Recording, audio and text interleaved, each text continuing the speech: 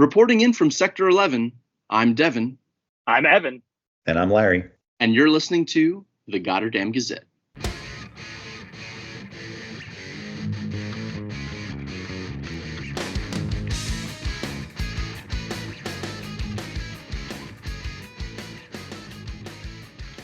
So I am here today with Evan Kelly and Larry Jones from the Neverenders. Welcome to the podcast, guys. What's going on? Thanks for having us, Devin. Of course. Thank you guys for joining me. I gotta start out with the questions that we ask all of our guests. Probably the hardest question you'll have to answer tonight. What are your top 3 favorite Coheed songs? And what is your favorite Coheed album? I know. All right, we should just end it here. No, I'm just kidding. Oh boy, I have thoughts. Larry, I was gonna say, I feel like you already have these on deck, knowing you, so you have the floor first. I don't know. They change, right? Like all of us, they change a lot. I would say for me, 3 of my favorite songs, maybe my 3 favorite songs. Here to Mars is very up there for me. That's like a top tier.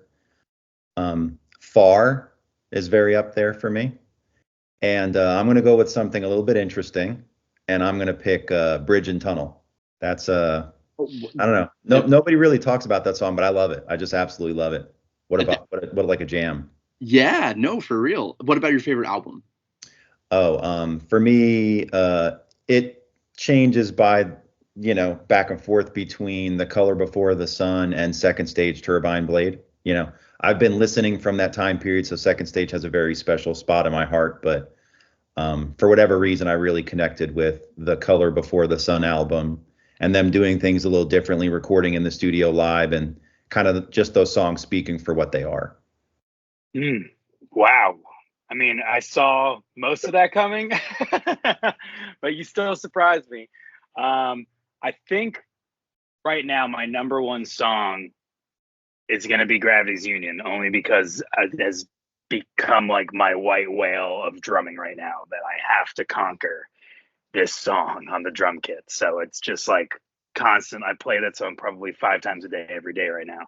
So Gravity's Union, and then The Crowing, I think, because it's like the first Coheed cover on the kit that I ever learned. And that song, been listening to it forever, and it still hits like for some reason that song hits like the first time every time I hear it.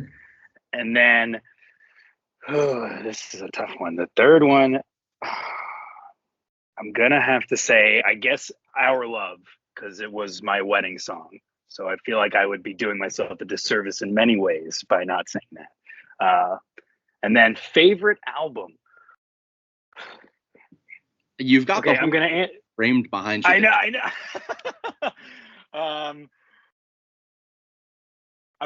This answer is just to make Larry mad, and it's Good Apollo, but it's really In Keeping Secrets. Those 2, I guess, they trade together depending on the feeling of how I'm feeling. So, what about you, Devin? Oh, well, you got Island, Radio Bye Bye, and Rise Nyanasha, and then favorite album, The Color Before the Sun. Larry, liking this vibe we got going, man. I'm here for it. We need no more. hesitation. You didn't even need to think. You already knew. Oh yeah. They've been in solid rotation for a hot minute there. So, Other time, Devin, it'd be good to go track by track with you and just chat. Oh, I was thinking of doing a live stream, like album playthrough on the podcast, like not as a podcast, but on social media, Instagram, whatever. So hey, I'm down. Absolutely. But I need to know the origin story. How did you guys get into Coheed and Cambria? Because it's such an immersive fandom, obviously, as you are now playing in a Coheed cover band. How did you guys get into Coheed and Cambria? Larry, you take this one. You take this one first. I got to come up with my story. It's been a while for me. I started listening to Coheed right before In Keeping Secrets came out. And I can really remember it just like it was yesterday. Where like I kind of walked into my room when I was younger, and like I don't know, I had a friend over, and like she had this song on, and it was Devil in Jersey City. I remember seeing like kind of like the Green album art or whatever, and I heard kind of Travis's little pull off guitar lines on the verse, and Claudio's vocals, and I was like, man, like, what is this? And so that's kind of where it started for me. And I remember I went to see them for the first time, maybe a few months later. They came and did a Warped Tour in New Jersey where I grew up, and so I went to that. And I don't know, I've been to a lot of shows at this point. You know, I have a spreadsheet somewhere, but that's where it started for me. And they're you know, I kind of learned to play guitar through my love for that band. That's definitely where it started, was kind of falling in love with them around there. And it was cool kind of being up, you know, I'm from New Jersey. And so it was cool because, you know, they always played shows up there. I went to like the 92 Cent show, and like I could just see them all the time while they were like doing smaller gigs up there. Starland Ballroom, Evan. I went to so many Starland shows. So definitely cool to kind of follow them this whole time and see how they've grown. And then conversely, how that's kind of impacted my life with following them for so long, and the amount of time and effort I spend into loving that band. So you were there live at the Starland Ballroom? Yep. It was incredible. Yeah. And you know, if you go back, they did the Light in the Glass there. And you know, Claudio came out and did acoustic or whatever. And at one point, like in one of the bridges, somebody screams, and that was like my friend right next to me. And so it's like I just have that kind of funny connection to that. But yeah, I mean, what an incredible show that was, and to be able to get into that, and like, you know, it was like $1.92 or something. It was like crazy. Evan, how about yourself? How did you get into Coheed? Weirdly enough, I can also remember it like it was yesterday. I feel like some people just have that like click moment, and it was high school. I think I was a freshman or a sophomore. Maybe it was a freshman. And I came into, it was like a smaller class, like a study hall or something. And a buddy of mine, we all had laptops in our high school, like they were given out. So I know, don't ask me how. I guess it was some pilot program. Terrible choice. But YouTube still wasn't like a big thing back then. So he was listening to The Suffering or watching the music video, and he's like, yo, how good is this chick singer? And I was like, oh, they sound really good. And he's like, well, guess what? And he flips the thing around, and it's Claudio in that video, which is also kind of like a trippy video. And I was like, what is going on? And I'll never forget the line, with this vial to drink, I dare. Because that was like the moment he spun it around, and it was just like this weird moment. And it kind of sat in the back of my mind for a couple of years. And as I was coming out of high school, I would listen to them on and off. And like, I would try to get tickets, but I wasn't like super into them yet. And then toward the end of high school, I was dating this chick for a while, and we like finally like really broke up. And like, I was just like, for some reason, I fell into like a Coheed hole. And I don't even to this day, I'm one of the guys in the Neverenders. I don't really know any of the lore or anything like that, because I'm like personally attached to a lot of the music, so I'm afraid that it's gonna like crash the glass ceiling over me. I'm like, that's what this song's really about. And meanwhile, it's about me like getting through this breakup, or like, you know, like some personal stuff. So I remember I had a rule that summer, and it was like, all I listen to in my car is Coheed, and if you don't want to get in my car, that's too damn bad. And I would just go into the playlist of like literally the entire discography up to that point. So like 2012, and I would just hit shuffle, and I would just let it ride. And then finally I caught them at Bombfest in Connecticut in 2012. And this was the like 2 days after the whole thing with Mick Todd happened, or 2 days before. So I caught them right before all this went down. I got to see Penny in the band, and they were playing Near the Black Rainbow. And then from there, it just took off. And now we're here. What a time to see them. Like, that's just insane that they then shifted so drastically to all the Afterman material in the lineup that we have now, over a decade later. So it's just absolutely wild. It's weird. Devin, what about you? Oh man. So I was a Rock Band, Guitar Hero kind of kid. Yeah. So I was looking for really hard songs to play on guitar, and The Running Free was a downloadable song. So I was like, I could play this. Nah, I failed that song so many times. It's crazy. Ended up going to Best Buy to pick up No World for Tomorrow and the Cage the Elephant debut release. And I listened to them in the car, and I put on the Coheed stuff, and I was like, this is whack. I'm over it. This is not, Cage the Elephant all the way. And then when I was a freshman in high school, the Afterman Ascension came out, and they were an iTunes Apple Artist of the Week or whatever. So I was like, oh, I remember these Coheed guys. I'll throw them a couple bones. I had a gift card. I'll listen to the album. And for whatever reason, when I sunk my iPod up before taking a trip to Florida, it wiped out all my music. So all I had was the downloaded music from like that year or whatever. And it was the theme song that was used for a Borderlands 2 trailer and the Afterman Ascension and a Skrillex song. What a combination. Yeah. So I was just like listening to it and I wasn't really feeling it. And then the Afterman and Goodnight Fair Lady acoustic demos came on. And I was like, oh, I maybe misunderstood this band. And then later re-listening to it on one of my bus rides from school, actually, I remember the moment the drums and Vic the Butcher kicked in and I was like, oh yeah. My God. Yeah, that's nasty, that part. Yeah. So and then I saw them at Radio City and it was just like in this Art Deco venue, All Mother is talking and the lights are flashing. And I was like, this is insane. And then In Keeping Secrets.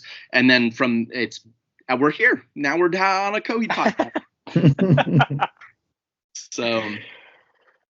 So that's actually really what got me into I was going to drop out of band. I was overplaying music. I really didn't have an interest in it. And then hearing Coheed really got me back into it. And both of y'all had pretty similar stories. So is that where you guys initially started playing music, or did that come from somewhere else?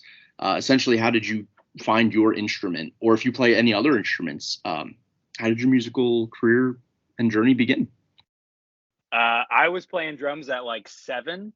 But it was like I was just taking lessons, like my first song I ever played was All Star. The easiest song ever in the world.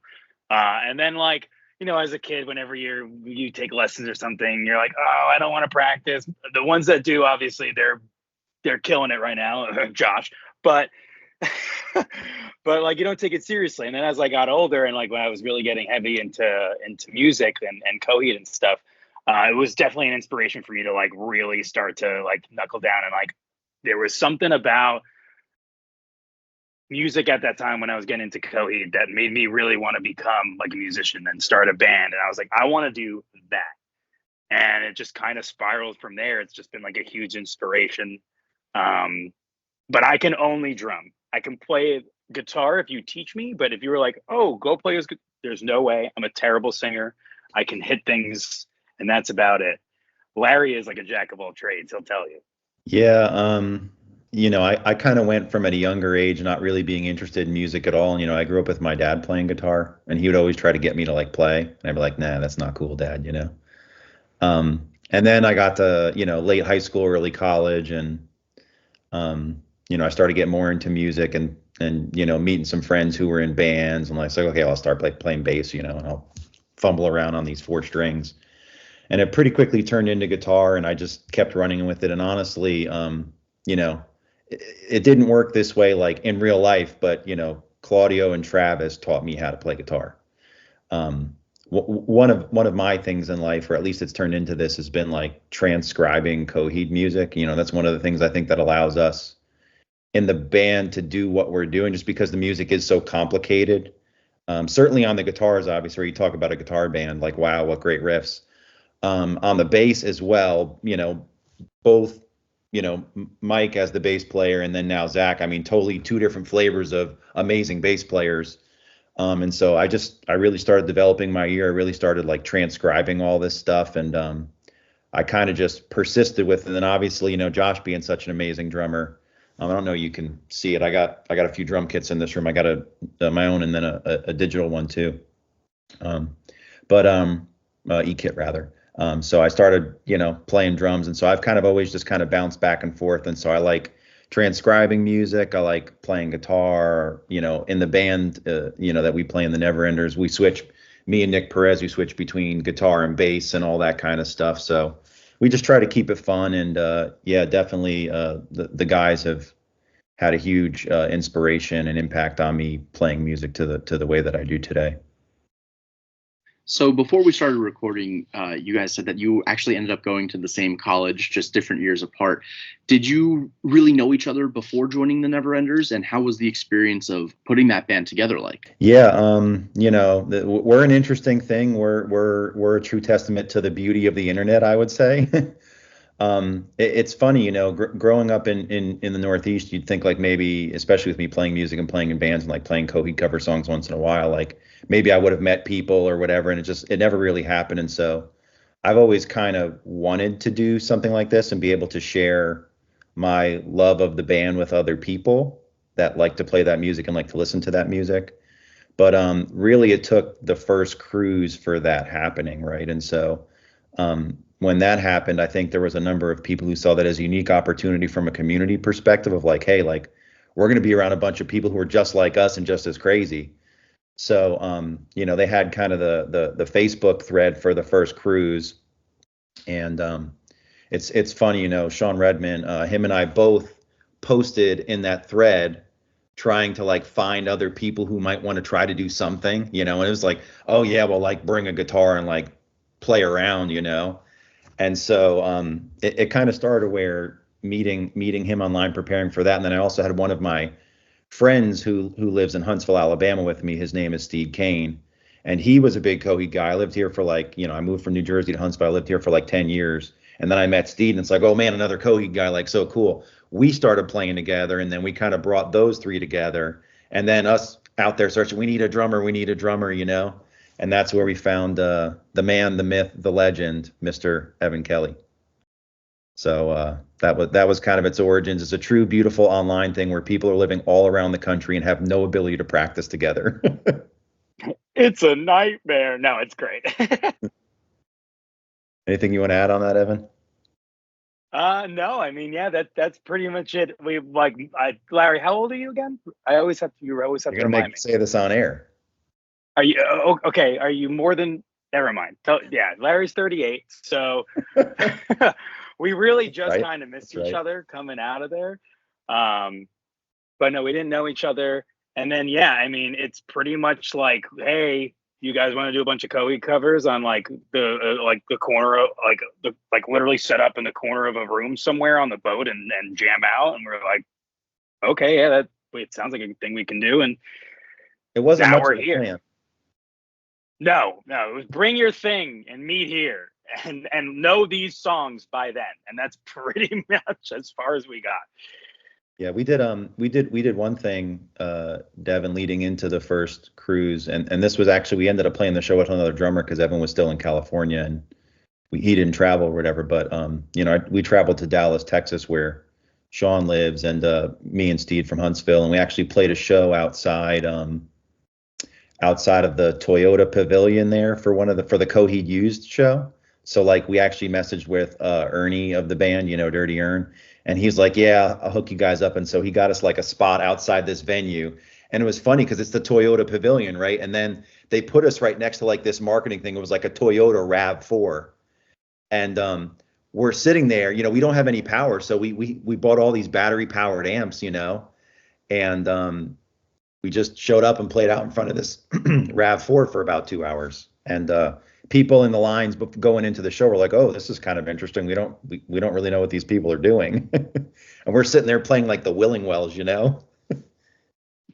Did at least some people recognize that like it was Coheed covers? Yeah, I mean, a lot of people did. I think it was just kind of the overall surprise of like, oh, there's these guys, they're playing Coheed outside of this venue next to a RAV4, and like people are trying to go in. It was like barricades all around and stuff. It was very interesting.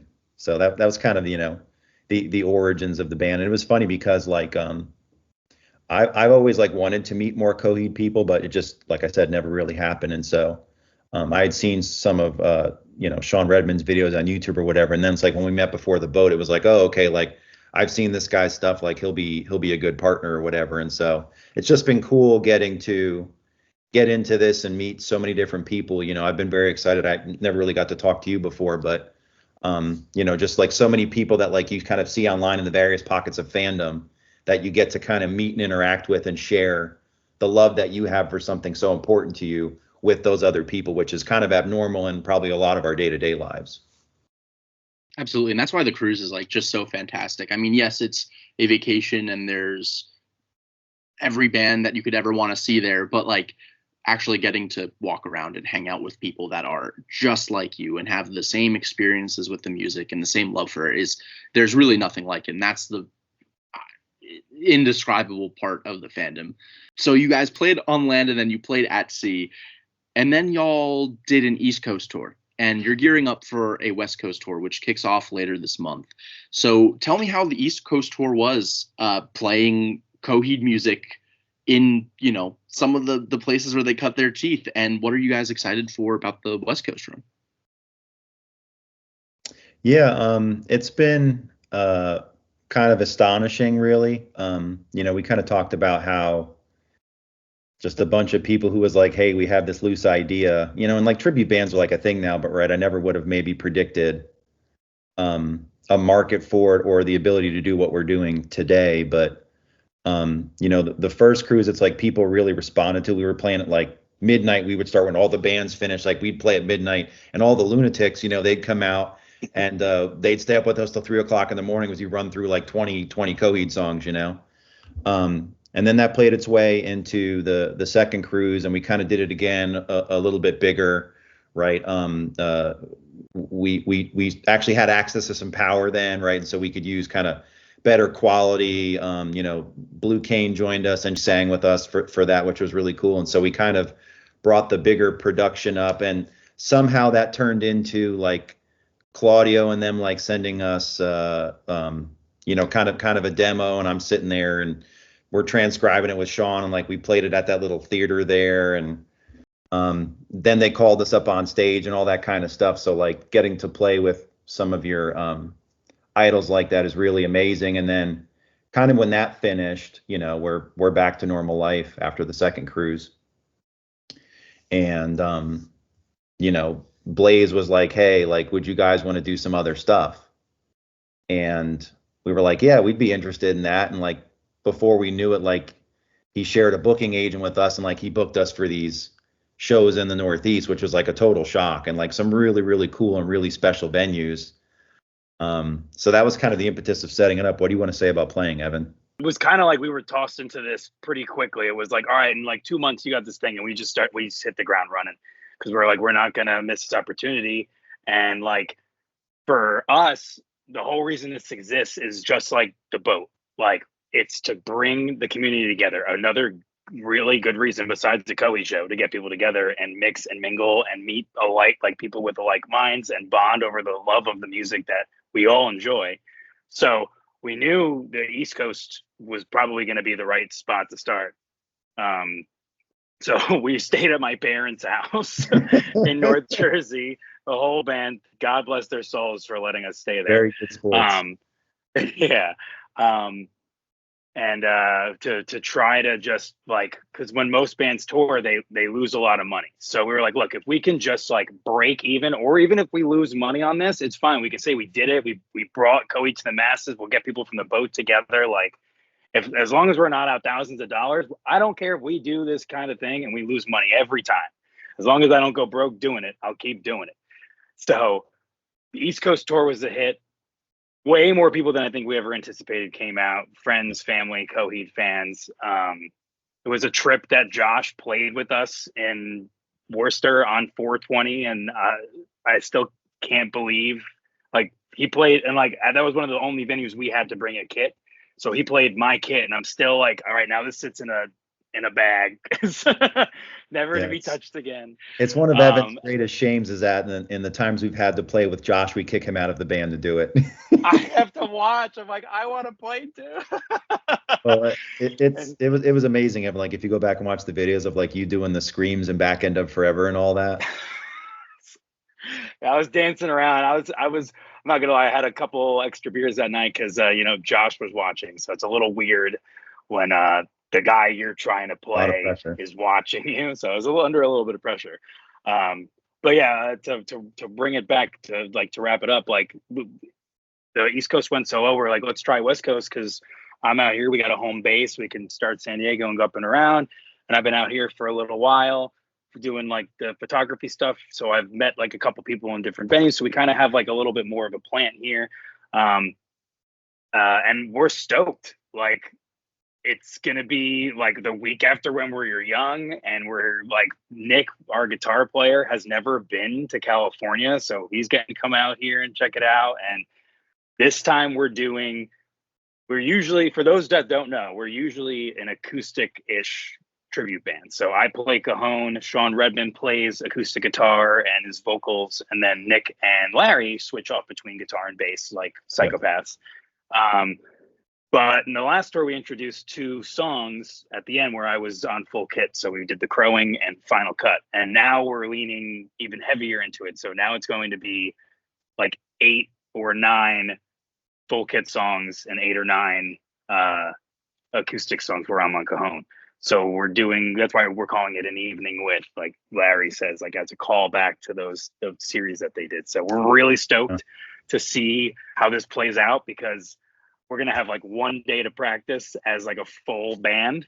And that's going to be, we just got to go do the thing. So it's always a trip when we do this, because it's like, all right, you've been doing what you're supposed to be doing. You've been doing what you're supposed to be doing. And then we got to trust each other that everyone's been working on what they're supposed to. Oh, that's awesome. I'm really excited for you guys. And I can oddly relate to being watched by the people that make the music that you're playing. I did a show with Travis. He did a School of Rock like lesson series, and so I got to take guitar lessons from Travis. Whoa. And then they were like, hey, we're doing this performance to celebrate his time there, but we know that you play drums. Do you want to play drums? And I was like, yes, 100% yes. I could fumble through these guitar songs, but like, let's rock. So I actually drove up for one of our rehearsals, and I stopped for gas like 15 minutes away, and it was snowing a little bit. And I checked my phone, and it was like the whole thing was canceled. I was like, "Oh my god!" I was like, drove 2 hours upstate in the snow for the lesson for the rehearsal to be canceled. So like, we're gonna do one rehearsal the night before the show. I was like, perfect. I can stay with my cousin, and I did that. And then, I'm nervous as it is to just be in the room with Travis and performing in front of like my family and friends. And then Josh walks in, and I'm like, oh my god. And then Claudio and Chandra walk in, and I'm like, nah, it's over. It's actually over. But for what it was a lot of fun, and it was just a really awesome memory that I have. But very stressful. I can completely understand the emotions that y'all have regarding that, for sure. Yeah, that's a lot of pressure in front of the whole band. What a cool story. Just missing Zach.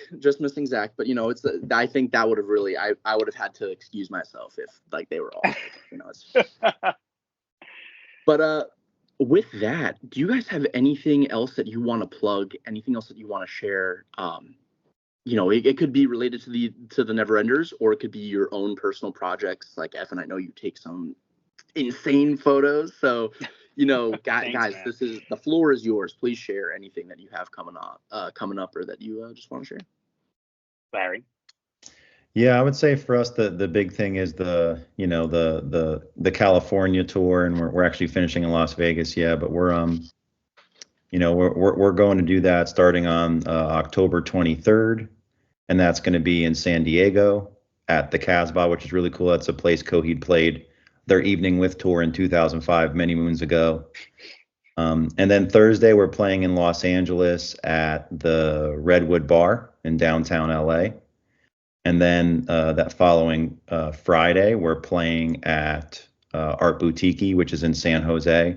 And then we're finishing at the usual place in Las Vegas on the 26th. So that's kind of the big thing we're gearing up for now and getting ready for on tour. So you can find us at the Neverenders Band on Instagram and Facebook, and that's also our website, theneverendersband.com. If anybody wants to come check us out and get tickets, that's the place to find us.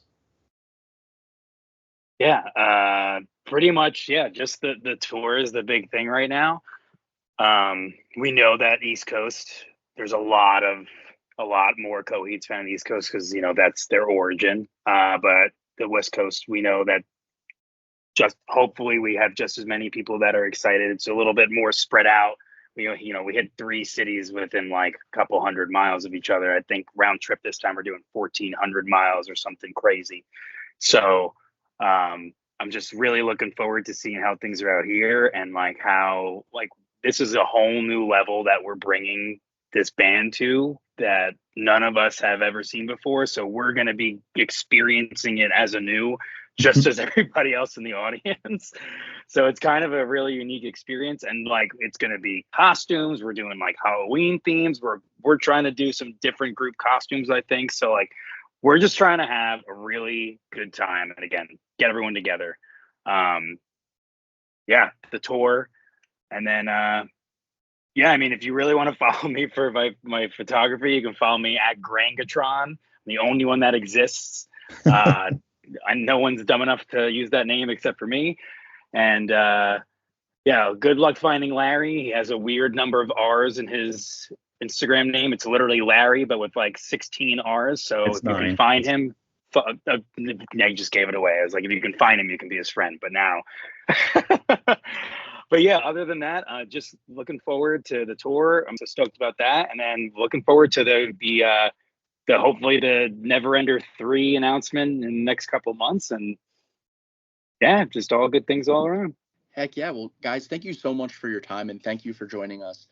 If you tuned into last month's episode with Danny Argote, oh boy, did we almost just have another situation on our hand. My stuff crashed again. So I will be figuring this out for next month's episode, so we don't actually have to record. Luckily, everything was good this time, and we were able to save the audio. So, but thank you guys for bearing with me with technical difficulties. I really appreciate you being here and sharing your story alongside the COTF. So with that, this has been another episode of the Goddardam Gazette. I'm Devin. I'm Evan. And I'm Larry. Over and out, Connecticut. We'll see you next time.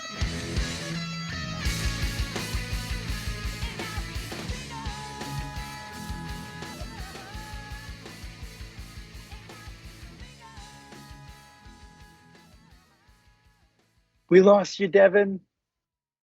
You're still there, right, Evan? I'm still here. Nice. Devin's taking the biggest pause ever. Dramatic pause. I hope it's still recording. Yeah. Oh no, he said his stuff just crashed. No. Oh no. I'm taking a screenshot of him. It's a funny one, you know, of all the things you can freeze on. Yeah, send them that. Hello? Oh, We hear you. You're back. I can hear you. Okay, I'm going to stop this recording and hope that this saved. Okay.